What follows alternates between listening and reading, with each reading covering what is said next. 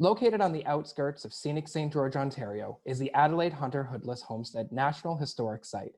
This one-of-a-kind museum tells the incredible story of Adelaide Hunter Hoodless. It offers programming, events, and is owned and operated by the Federated Women's Institutes of Canada. Adelaide inspired a movement of rural women's networks that started in St. George and Stoney Creek and spread internationally. I've invited Joan Holthe, president of the FWIC and WI Canada, to tell us more. Joan, thank you so much for being here today. Oh, I should be the one thanking you for giving us this opportunity to expand and expound on that wonderful facility that's, sort of a little diamond in the rough, so to speak. So yes, we're very proud of our little museum, and we're making improvements, and it's a real showcase for our organization. On Highway 24, when you're coming into Brantford, there's a big blue sign that says Adelaide Hunter Hoodless National Historic Site this way. And I find often when I mention Adelaide to people, they always talk about the sign, but I wonder how many people actually go. And the intent of this interview is to tell people a little bit more about it, and hopefully encourage more people, once we get through what we're going through right now, to visit the site and to learn the incredible story. So I think to get started, can you tell us a little bit about Adelaide Hunter Hoodless? Yes, she was, would you believe that she was one of 13 children, and her mother was widowed, with the whole bunch of them. And can you believe the strength of that woman, raising those children on the farm, making a living and educating them? Because Adelaide, went to college, and at the age of 24, she got married. But I'm just in such admiration of her mother, and encouraging her children to go on and be educated. Adelaide, went to college and met her husband, raised a family, and through strife, she formed a movement that has gone worldwide. So often adversity creates strength, but she was not long lived. She died when she was 57 years old. But to memorialize her, we have we celebrate her birthday every year, and in February 27th February 19th to February 27th is Founders Month, you see. And so the work that she has done is carried on forever. And in 1954, it was decided that we should purchase her birthplace. And of course, it had been sold numerous times, and so it was purchased from the farmer.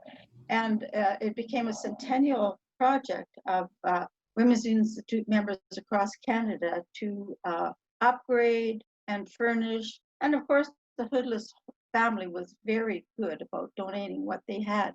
Yeah. That leads into my next question. I didn't know that. So my next question was going to be for you to tell us about the Adelaide Hunter Hoodless National Historic Site, the actual site in St. George. So it hasn't always been owned by the Institute. No. It changed hands numerous times, and then you guys came in and purchased it and restored it and brought it back? Yes, because there was such a call to memorialize her and honor her that, and we also needed a base for our Women's Institute movement, and it formed the office. So it was very handy to have as an office and a museum. So it worked very well for our organization to make money and to circulate our information and be our headquarters. Our Women's Institute, we are always trying to focus on education, because that's what Addie was all about, was educating. And so it's a learning center. And we have requested and had money donated to renovate a large addition. And it enhances the outside, because working with gardens and kitchens. It's all part and parcel of the experience that we want visitors to have. Excellent. So my next question is about the COVID-19 crisis and how it's changed the way the homestead operates. Because normally you would be open, throughout the week, you would have people coming and having visitors. So I'm sure you're excited to get back to having people to come visit the homestead. But for now, how are you operating? We have only one staff member at the present time, and she's working out of home. But this COVID thing has just been devastating to us because, of course, nobody wants to come and visit. We can't put on the little classes that we wanted to do, and it's been devastating financially to us, to tell the truth. However, we have been working online with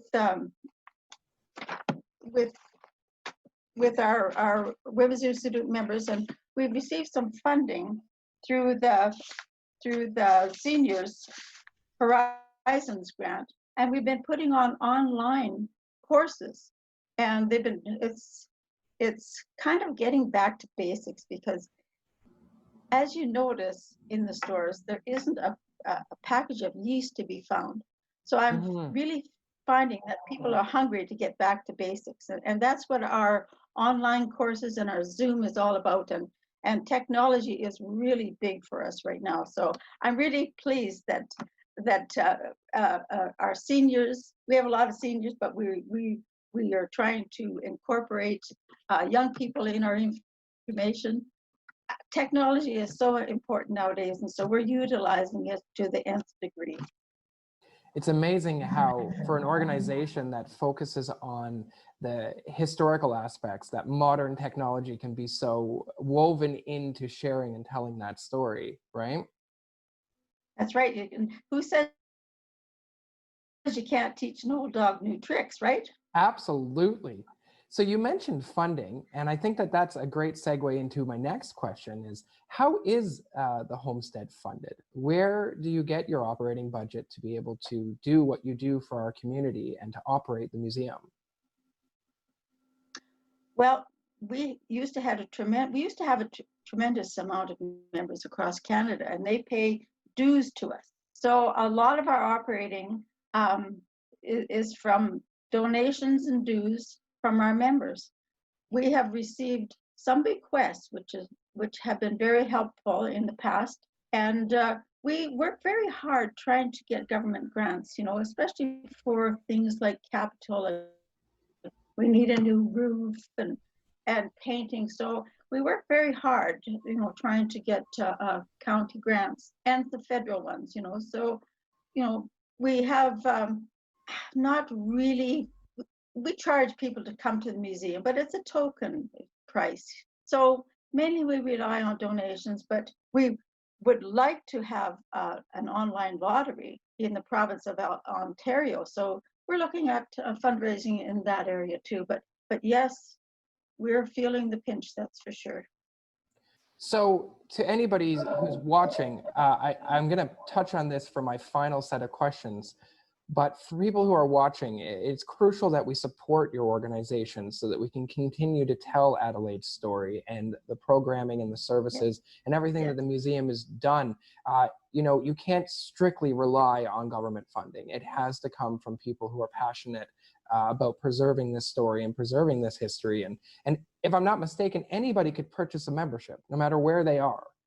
Well, we have something called Friends of Addie, and it's just a $5 membership, and it really helps, and it shows their support, and it allows you to receive communication, and also to keep an eye on our website and our Twitter.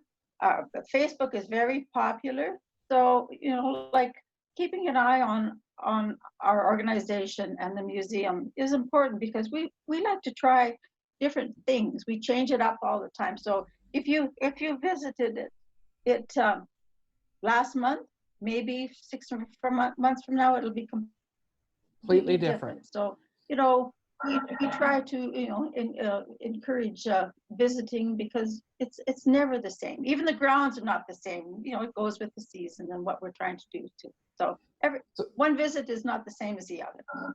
I've got two more questions for you. So the first is, the homestead is owned and operated by the Federated Women's Institutes of Canada.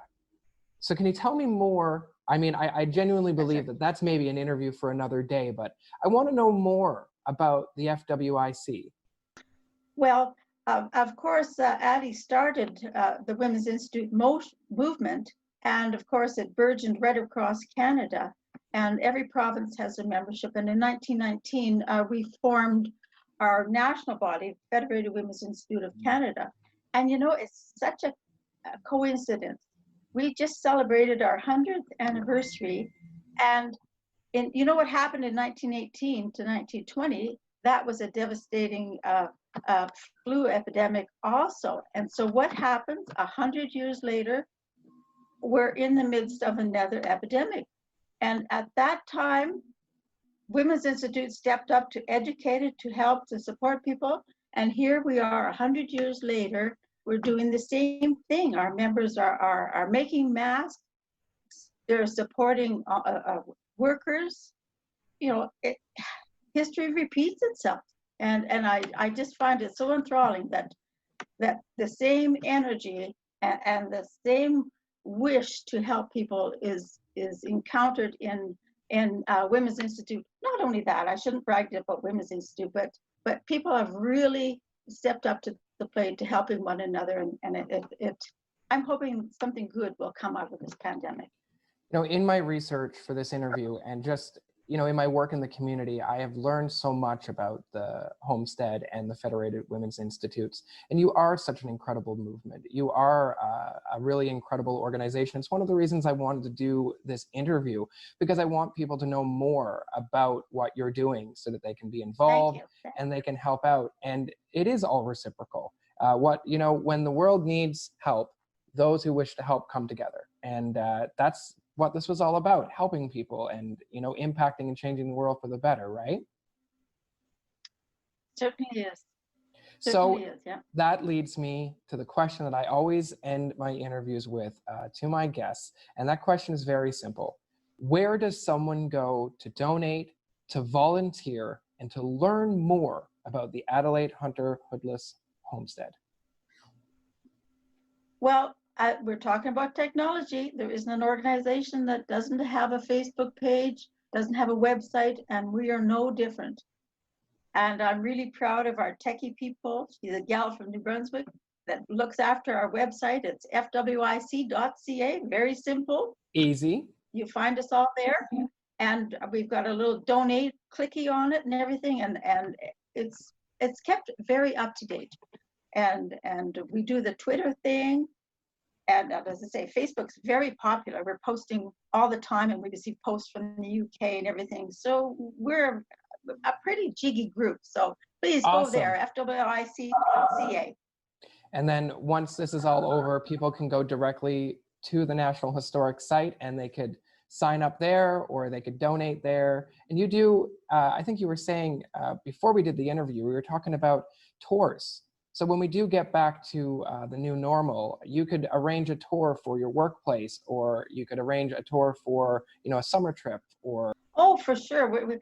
You know, it won't be very long that we're really open for business, and we'll just welcome you with open arms, because we need you and you need us. So watch for the opening, and we have to follow provincial regulations and everything. So we will, but I know good times are ahead. Well, I want to say thank you. Thank you, first and foremost. Your organization is incredible, as I mentioned before, and the work that you do is phenomenal. So thank you for that. And thank you for taking the time to come on and do this interview and to tell the people watching all about the Adelaide Hunter Hoodless Homestead National Historic Site. And I thank you very much. And to everyone else, be safe. Yes, be safe.